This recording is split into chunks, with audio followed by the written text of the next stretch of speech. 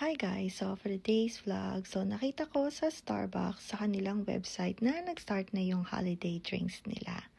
So sabi ko later dadaan ako ng Starbucks para i-try yung kanilang holiday drinks. At ayan, meron tayong croissant. Syempre kakain muna tayo ng breakfast. At meron na rin akong butter sa aking small plate. Ayan, kain na tayo guys. So gustong gusto ko talaga tong croissant. So yung iba, wina-warm nila tong croissant. Pero sa akin, okay na yung ganyan. So ayan, kain na tayo. At lalagyan natin ng butter. At nag-prepare na rin ako ng aking coffee na merong Santi Barley powder. So, ganyan lang ako kumain ng croissant na may butter.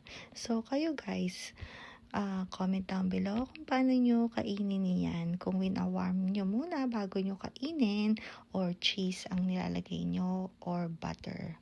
So, ayan, inom na tayo guys. So, syempre, hindi pwedeng mawawala itong ating coffee na merong halong Santi Barley powder.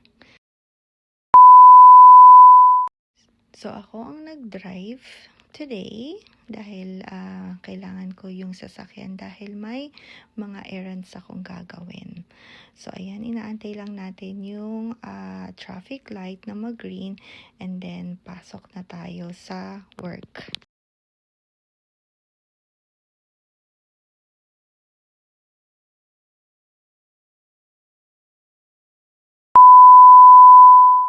So, ayan, nandito na tayo sa loob ng Starbucks at ayan yung kanilang mga merchandise. At na-vlog ko na rin yung nabili kong tumbler nila, yung gold na tumbler.